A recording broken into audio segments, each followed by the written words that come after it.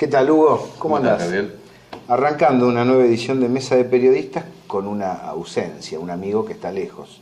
¿Que está sufriendo? No, está paseando, no, está trabajando, pero por Francia. Bueno, la debe pasar muy bien en París. Le mandamos saludos a Carlos Raimundi. ¿Cuánto hace que fuiste a Francia vos? ¿Me contabas? No, yo hace muchos años, 35 años más o menos que estuve en Francia. Sos de recorrer el mundo cuando podés. El año pasado anduviste por Rusia. Sí, cuando puedo. Lo que pasa es que la verdad que sale caro viajar, no es sencillo y tenés que reponerte después de cada viaje que haces. Seguro. Y ¿Conociste el borde, ¿no?, de los países socialistas, el derredor de la Unión Soviética? sí, estuve en Checoslovaquia y estuve en Hungría. Hace 4 años estuve en Polonia el año pasado. Me hace acordar a Karol Wojtyła. Karol Wojtyła tuvo novia y jugó a la pelota antes de ser papa, claro, como dato de color, ¿no? Cuando surge la designación de Francisco, de Jorge Bergoglio, Luis Delía, alguien cercano a nosotros, contrastó con la opinión que yo tenía desde el comienzo de la designación y dijo, lo ponen a Bergoglio para que haga de Wojtyła, para que golpee el muro y lo derribe, en este caso el UNASUR y lo derribe. Yo lo veía como un error de apreciación. Me parece que, a la inversa, la designación de un latinoamericano, un argentino, implica un reconocimiento del potencial del UNASUR. No podemos ignorarlo y poner de nuevo un papa europeo, centralista alemán, que habla en latín y no le entiende nadie. Tenemos que tener a alguien con una llegada hacia un continente donde los feligreses son numerosos y, debido a cierta práctica equívoca de la Iglesia, se están piantando, ¿no?, hacia otras congregaciones. ¿Vos cómo lo ves, Hugo? Mira, yo creo que hay que tener una mirada dialéctica sobre este tema, que la personalidad de Jorge Bergoglio es una personalidad compleja. Yo creo que en una institución como la Iglesia, que en realidad en sus estamentos superiores fue cómplice del terrorismo de Estado, ahí, incluso dentro de figuras que son irrescatables, como Pio Laghi o Gracelli, ellos incluso precipitaron situaciones en donde gente fue condenada a la muerte y seguramente ellos también salvaron gente. No es el caso exactamente igual de Bergoglio, pero yo creo que las denuncias que se efectuaron durante muchos años ante el silencio de muchos de los que hoy se rasgan la vestidura, desde Alfredo Leuco a Jorge Lanata, yo creo que son en líneas generales ciertas, el tema de lo de Jalic y de Llorio. Pero al mismo tiempo es una personalidad compleja porque es un hombre que apoyó, y me consta porque yo he reporteado curas villeros, Bergoglio los apoyaba y le daba toda la protección. Es un hombre que tuvo una posición de contención de las víctimas de Cromañón, del 11. Es un hombre que se preocupó mucho por la trata de personas y por el diálogo interreligioso. Los dos son Bergoglio. Uno ahora no se puede amputar una parte y decir esto no sucedió y esto es solamente Bergoglio. Una personalidad compleja. Pero más allá de eso, una vez que un cardenal se convierte en papa, es posible, no necesariamente tiene que ser, pero es posible que como papa desmienta alguna de las cosas que hizo como cardenal. Y esa era, me parece, la mirada que nosotros adoptamos desde la radio desde un primer momento. Vos sabés que lo que yo veo es que ese es el borde de la Iglesia. A veces escucho voces que plantean como si esperaran que mi amigo Rubén Drí o Leonardo Boff fuera papa. Bueno, ostensiblemente el borde de la Iglesia está entre la derecha y la centroderecha, por decirlo. Claro. Por lo tanto, si salía electo el cura brasileño propuesto, yo recuerdo hace 6 meses dijo Schroeder que caiga Chávez ya, eso lo dijo el cura. Digo, o el italiano, no es que estamos hablando de un abanico donde perdió la izquierda porque ganó Bergoglio. En realidad, el esquema de poder del Vaticano está circunscripto a un concepto ideológico que tiene un margen, y ese margen está determinado por la misma estructura. Dentro de esa estructura, un jesuita formado, en términos parciales, en Guardia de Hierro, es decir, más allá del nombre que es muy sonoro, Guardia de Hierro, en realidad es uno de los segmentos más estudiosos dentro del peronismo de la tercera posición, Un jesuita que tiene naturalmente un elemento de negociación y de contención hacia los distintos sectores con el objetivo de llevar adelante una política contenedora, no es un mal dato. Pero además pienso en términos de coherencia, mientras voy hojeando algunas imágenes interesantes, ¿no? Como Bergoglio tomando mate, que no se sabe si significa algo, pero fue muy difundida.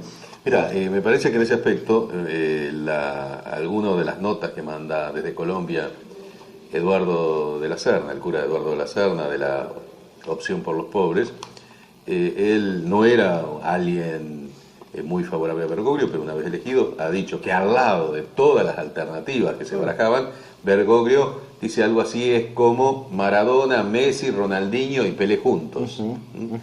Los primeros pasos, muchos de ellos obviamente simbólicos, son muy promisorios de parte de Bergoglio. Bueno, casi sobreactuó la primera semana, ¿no? Y felizmente, Malvinas, UNASUR, Patria Grande, claro, y recibir a Cristina. Y fíjate otra cosa, Gabriel, quienes apoyamos las grandes líneas del gobierno kirchnerista, sabemos de este asunto de los símbolos y cómo los Kirchner, que no se habían caracterizado por levantar durante su permanencia en Santa Cruz la bandera de los derechos humanos, llega a la presidencia y la han enarbolado y la han mantenido, ¿no? De manera que esos virajes no son frecuentes, pero tampoco son para nada improbables en la historia. Y yo quiero señalar que el planteo come cura, el anarquismo histórico, es simpático, pero no ayuda a pensar.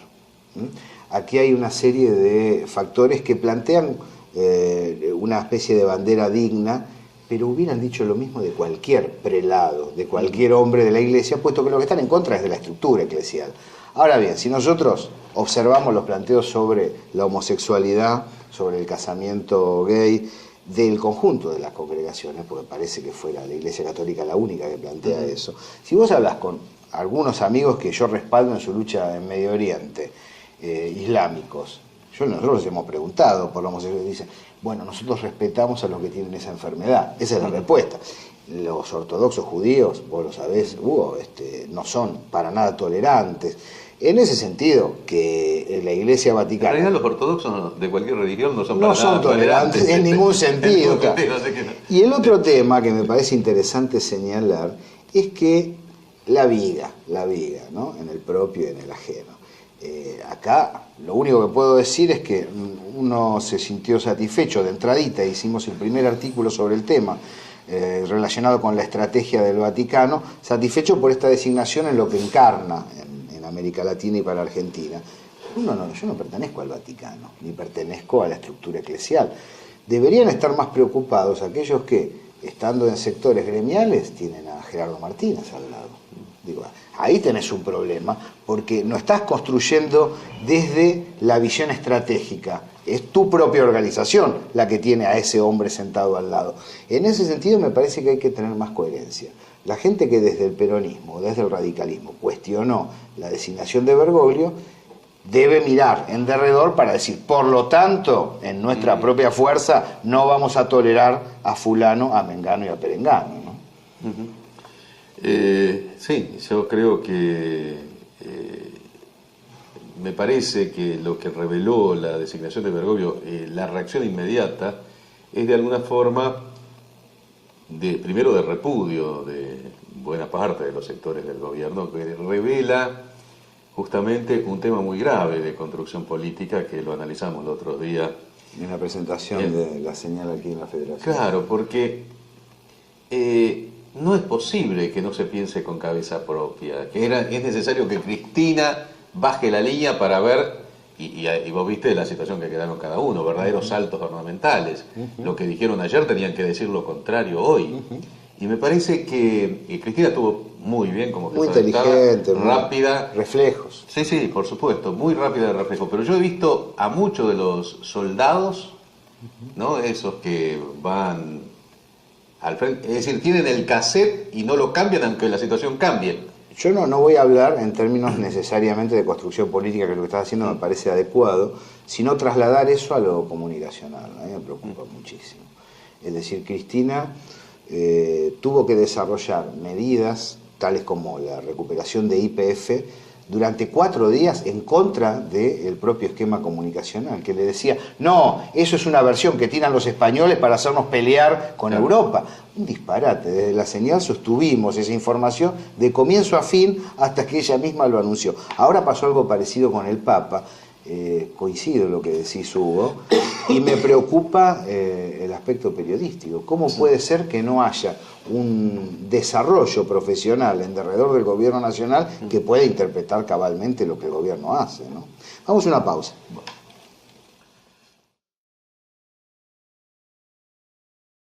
Vamos a seguir con el debate sobre el Papa, Hugo, pero vos venías con preocupaciones importantes, ¿no? En base a algunos datos que estábamos viendo, algunas variables. Yo en general tengo la idea de, más allá del derecho particular del ciudadano, el manejo del dólar por parte del gobierno es parte de una política soberana que tiene la intención de sostener el precio interno de la producción. Esa es mi idea, en ese sentido creo que no ha procedido mal. Pero estás viendo que hay algunos desajustes a tomar en cuenta. Vos tomás en cuenta que estos años de gran crecimiento económico estuvo basado, aparte de políticas activas realizadas por el Estado, había 2 o 3 elementos muy importantes que era un tipo de cambio muy competitivo, consecuencia de aquella devaluación que en realidad Duhalde convalidó lo que la relación de fuerzas del mercado había establecido en el 2001. Los famosos superávit primarios que hablaban, mellizos que hablaba Kirchner, que era el superávit fiscal y el superávit de balanza de pagos, y un crecimiento económico muy sostenido a 7, 8, 9%. Ahora tenés, después de 10 años, está claro que ese tipo de cambio muy competitivo sigue siendo competitivo, pero a lo largo de 10 años, donde se fue ajustando en forma mucho menos... Necesita una adecuación. Yo no sé cuánta adecuación necesita y ahora es complicado hacerlo. De alguna forma lo está haciendo. Hugo, que yo entiendo lo que decís, que en la Argentina en particular, debido a esta historia que estás narrando y a otras previas, es traumática la devaluación. Porque en verdad Venezuela y Brasil en los últimos años devaluaron según sus necesidades internas y no hubo ninguna corrida, no hubo ningún escándalo interno. La Argentina tiene esa hipersensibilidad por lo que representó el ciclo inflacionario en nuestro país. Claro, y es posible que se hayan adoptado, el tema consiste en que si hubieras adoptado una serie de medidas, las más fuertes, por ejemplo, todas juntas, sí. No digo, no es un ajuste, son medidas de protección económica toda junta, el efecto se hubiera diluido, el efecto negativo se hubiera diluido en el tiempo. Claro. Si yo te veo de que cada vez vos me tomás medidas tendientes a proteger el tema viajes al exterior, el tema reservas y demás, es decir, estás dando una situación de alarma tal vez superior a la que realmente se está produciendo. ¿Hay dificultades en la balanza comercial? Y en el primer trimestre se redujo a la mitad las exportaciones consideradas con relación al año pasado. De manera que eso yo no puedo determinarte ahora si es porque el tipo de cambio o porque hay alguna hace más dificultoso la exportación o si hubo razones por las cuales en los rubros fundamentales que se exporta ha bajado esa exportación. Sobre ese perfil habría que entender las medidas de AFIP, ¿no? Las medidas que están relacionadas con absorber mayores recursos de la comunidad. Sí. Bueno, ahora han alargado esta moratoria muy beneficiosa, 10 años, ¿no? Con una tasa de interés que es la mitad de lo que menos de la mitad de lo que se está pagando hasta ahora. Claro. Yo creo de que el tema de los viajes al exterior debió haberse adoptado desde un principio. No podés estar pero financiando. Las cosas se adoptan las medidas cuando surge la necesidad. Pero suele ser así en política. Es cierto, pero me da la impresión que el kirchnerismo, si no, analicémoslo retrospectivamente. Yo creo que Kirchner asumió con 2 o 3 cosas muy claras que iba a hacer. Más allá que acá no interesa si él estaba convencido o era necesario adoptar una serie de medidas para pasar de ese 22% a una base de sustentación posible para gobernar. Era la política de derechos humanos, la renegociación de la deuda y una serie, la Un necesidad, beneficio interno. claro, una mayor intervención del Estado, Bueno, pero la producción sigue creciendo, ¿o no, en Argentina? pero No hay en realidad una meseta. Lo que hubo una paralización parcial del ritmo de crecimiento, pero no dejó de crecer la economía argentina en un momento en el cual muchas otras economías del planeta están decreciendo de manera directa. sí, pero no en América Latina, eso es en Europa fundamentalmente. El tema es que cuando vos creces al 8 o 9%, algunos errores que cometés quedan disimulados.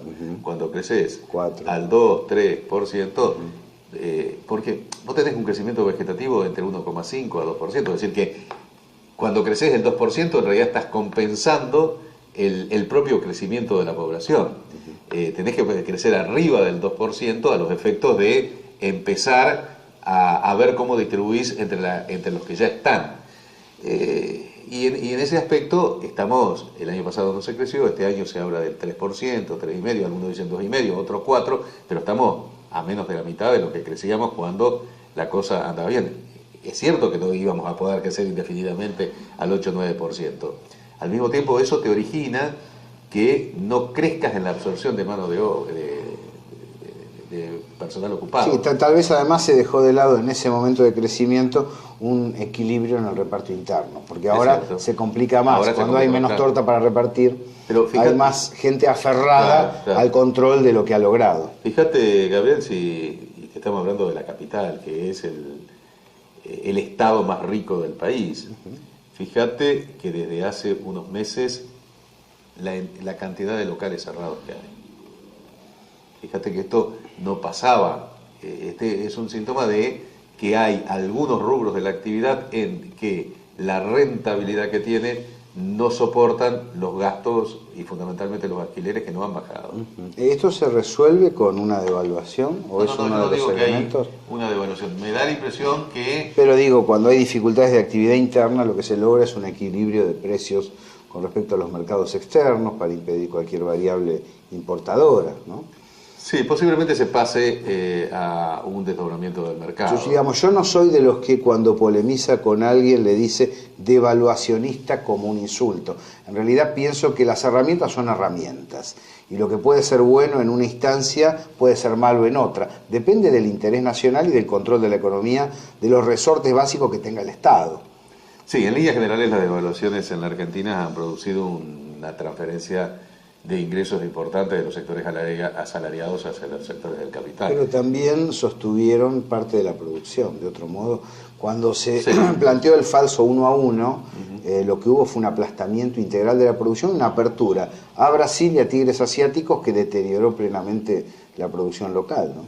Mira, en realidad este deterioro del tipo de cambio ha sido de alguna forma compensada porque nuestros dos mercados fundamentales, China y Brasil, en el caso de Brasil durante mucho tiempo revalorizó el real, con lo cual es el mismo efecto para nosotros como si nosotros devaluáramos que ellos revalorizan la moneda. Y lo mismo sucedió con China. Y eso se produce además porque el capitalismo tiene sus cosas medias raras. Cuando tenés mucha afluencia de capital, se produce lo que se llama la enfermedad holandesa, en donde empezás a tener el efecto contrario a la devaluación, se te empieza a revalorizar la moneda y empezás a perder competitividad por la afluencia de dólares, precisamente, ¿no? Ahí hubo un acierto importante previo del gobierno, que debemos señalar, que es la readquisición del control político del Banco Central de la República Argentina, porque eso es lo que también determina.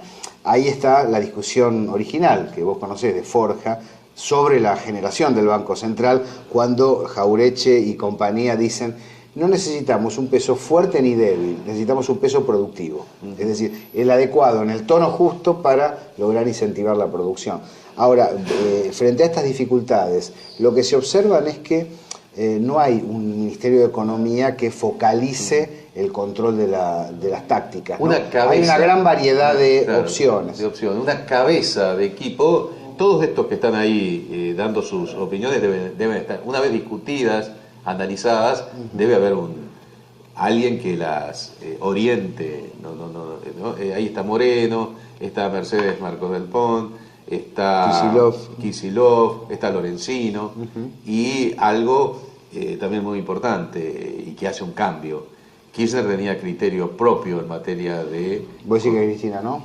Yo creo que Cristina elige entre las distintas alternativas que se le ofrecen, más allá de algún conocimiento que tiene al respecto, pero me parece que en el caso de Kirchner, que se había preocupado por tener conocimientos económicos, dicen algunos, es una anécdota, a partir de una discusión que tuvo en una ocasión con Cavallo y que Cavallo lo había zamarreado y él se sintió sin herido. La técnica adecuada. Claro, sin la técnica adecuada y dijo, bueno, yo voy a estudiar economía, a mí esto no me pasa más. Y cumplió algo fundamental. Nadie le creía cuando el único que lo televisaba era Crónica, ¿te acordás? En la campaña electoral, él dijo, ¿qué vas a ser ministro de Economía? Yo voy a ser mi ministro de Economía. La seguimos cumplió, la ¿no? semana que viene, Hugo, mesa de periodistas.